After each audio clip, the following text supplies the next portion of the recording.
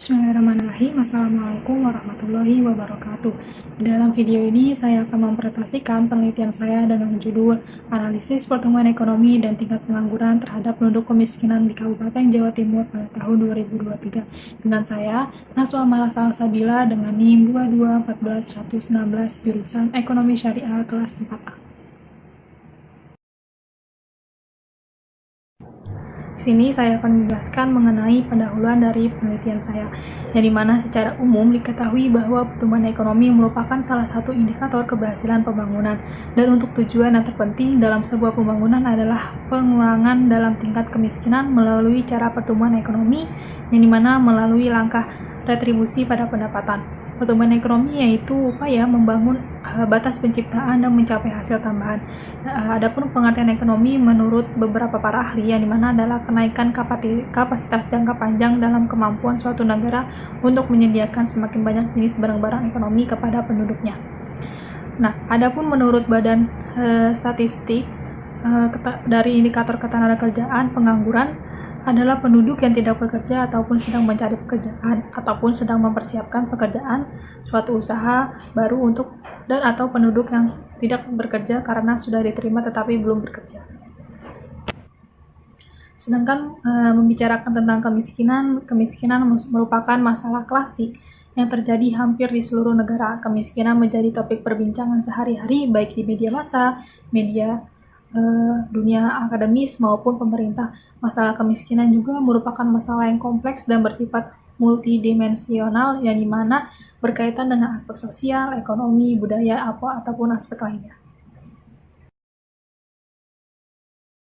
Jenis penelitian yang digunakan dalam penelitian ini adalah pendekatan kuantitatif, yang dimana pendekatan kuantitatif adalah penelitian yang menggunakan pengumpulan data yang dapat diukur secara numerik ataupun berbentuk angka. Dan sumber angka yang digunakan dalam penelitian ini adalah data sekunder, yang dimana data sekunder merupakan data yang sudah tersedia, sudah dikumpulkan dengan maksud selain menyelesaikan masalah yang sedang dihadapi. Data yang diambil untuk dijadikan bahan penelitian ini berasal dari berbagai publikasi Badan Pusat Statistik Jawa Timur, diantaranya seperti jumlah pendudukan ekonomi, jumlah tingkat pengangguran, dan jumlah penduduk miskin di Kabupaten Jawa Timur pada tahun 2023.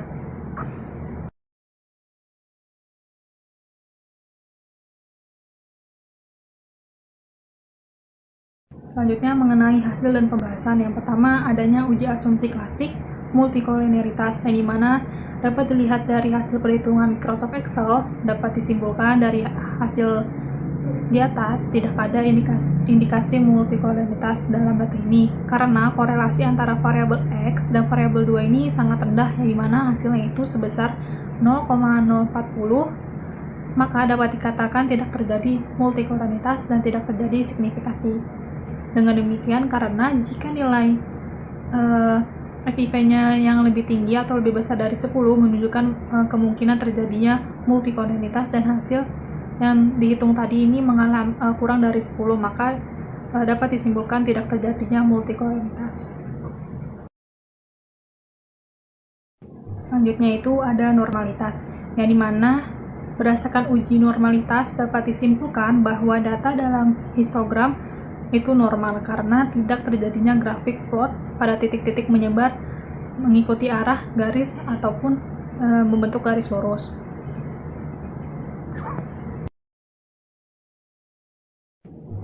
Selanjutnya ada uji asumsi linearitas, yang dimana dilihat dari linearitas pertumbuhan ekonomi dan tingkat pengangguran berdasarkan scatter plot. Di atas ini tidak ada hubungan linear yang jelas antara pertumbuhan ekonomi maupun tingkat pengangguran karena dilihat dari titik pola titik data tidak menunjukkan garis lurus yang jelas. Artinya titik data tersebar secara acak di seluruh area plot tanpa membentuk pola yang teratur.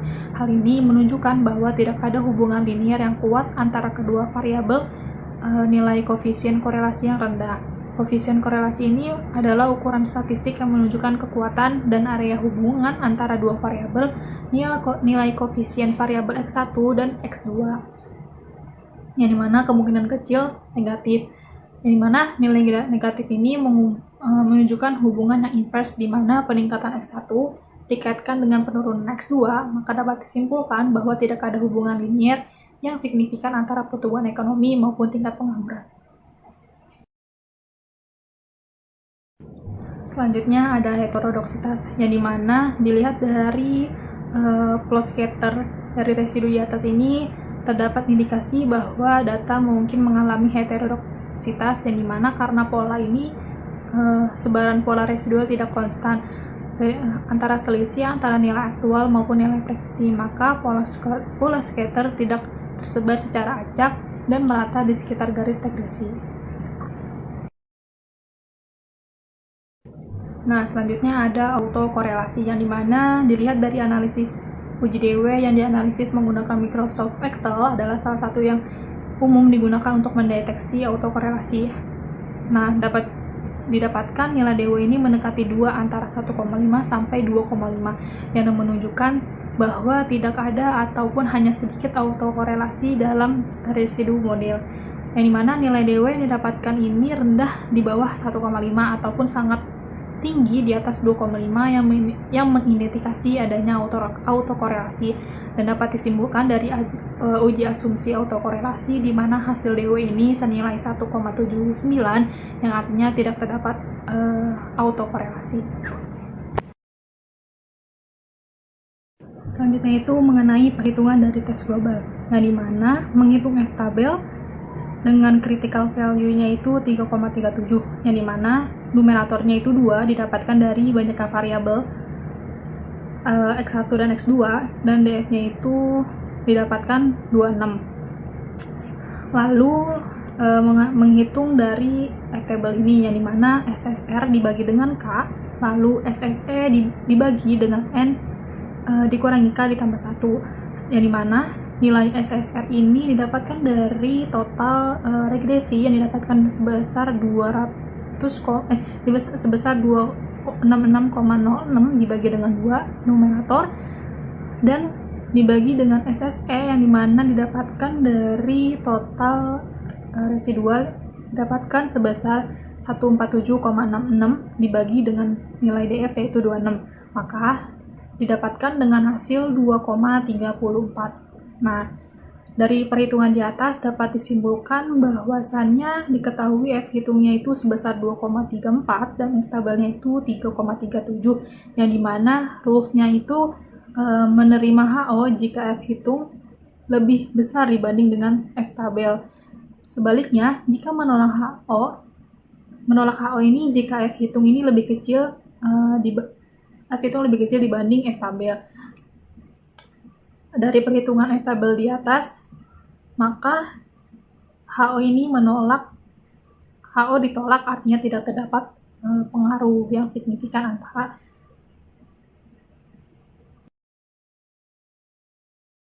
selanjutnya itu mengenai tes individual, yang dimana menghitung T-tabel dengan critical value-nya itu didapatkan 2,056 dengan signifikan levelnya itu sebesar 0,05 ataupun 0,025, yang dimana nilai DV tadi didapatkan sebesar 26, maka T-tabel didapatkan senilai 2,056. Selanjutnya itu menghitung T-hitung, yang dimana koefisien regresi dikurangi dengan 0 dan dibagi dengan standar defisiasi. Yang pertama itu kita menghitung dari pertumbuhan ekonomi, yang dimana T-hitungnya itu dari pertumbuhan ekonomi itu didapatkan nilai koefisien regresinya itu sebesar minus 2,34, dan dari standar defisiasinya ini didapatkan sebesar 0,46, maka dihasilkan dari T pertumbuhan ekonomi ini sebesar minus 5,07. Selanjutnya itu perhitungan dari tingkat pengangguran, yang dimana hitungnya ini didapatkan dari koefisien integrasi dari tingkat pengangguran ini didapatkan sebesar minus 1,32 dikurangi 0, lalu standar defisiasinya ini didapatkan 0,30, maka dihasilkan dari T tingkat pengangguran yaitu minus 4,39. Nah, dari perhitungan di atas ini dapat ditarik kesimpulan bahwasannya dari perhitungan terhitung pertumbuhan ekonomi yang didapatkan tadi minus 5,07 dan terhitung dari tingkat penganggurannya itu minus 4,39. Nah, sedangkan T-tabelnya itu yang didapatkan tadi sebesar 2,06. Nah, terhitung dari variabel pertumbuhan ekonomi yang didapat ini lebih besar dari T-tabel dan hasil variabel tingkat pengangguran juga lebih besar dari T-tabel sehingga menolak HO dan menerima H1 yang berarti koefisien regresi dari variabel tidak sama dengan 0. Dengan demikian, variabel pertumbuhan ekonomi dan tingkat pengangguran dalam pernyataan ini dapat dijadikan ataupun dapat memiliki perbedaan ataupun pengaruh yang signifikan yang dapat memperkirakan penduduk miskin di Kabupaten Jawa Timur pada tahun 2023.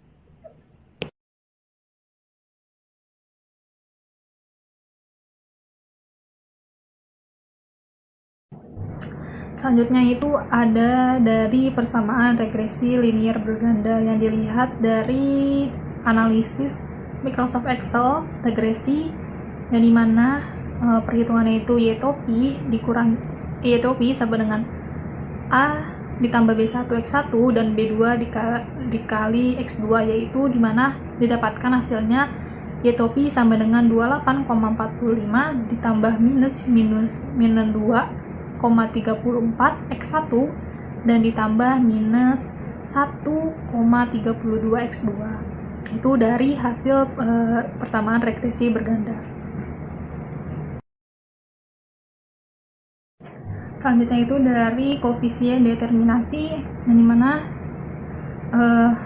dihasilkan dari Microsoft Excel menggunakan analisis regresi. Kita mencari R2 ataupun R kuadrat dari SRR dibagi dengan SS total yang dimana SSR ini didapatkan dari total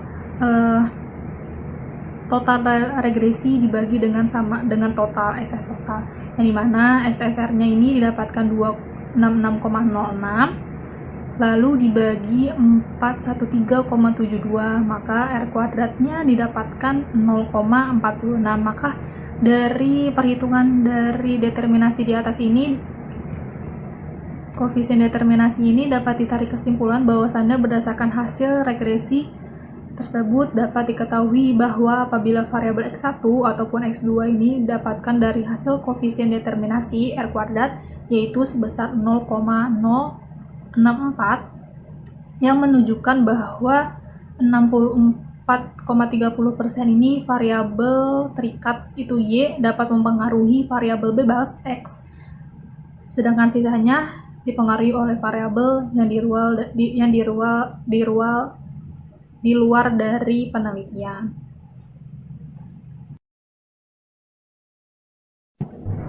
Selanjutnya itu ada dari persamaan regresi linear berganda yang dilihat dari analisis Microsoft Excel regresi yang dimana perhitungannya itu Y topi sama dengan A ditambah B1 X1 dan B2 dikali X2 yaitu dimana didapatkan hasilnya Y topi sama dengan 28,45 ditambah minus 2,34 X1 dan ditambah minus 1,32 X2. Itu dari hasil persamaan regresi berganda.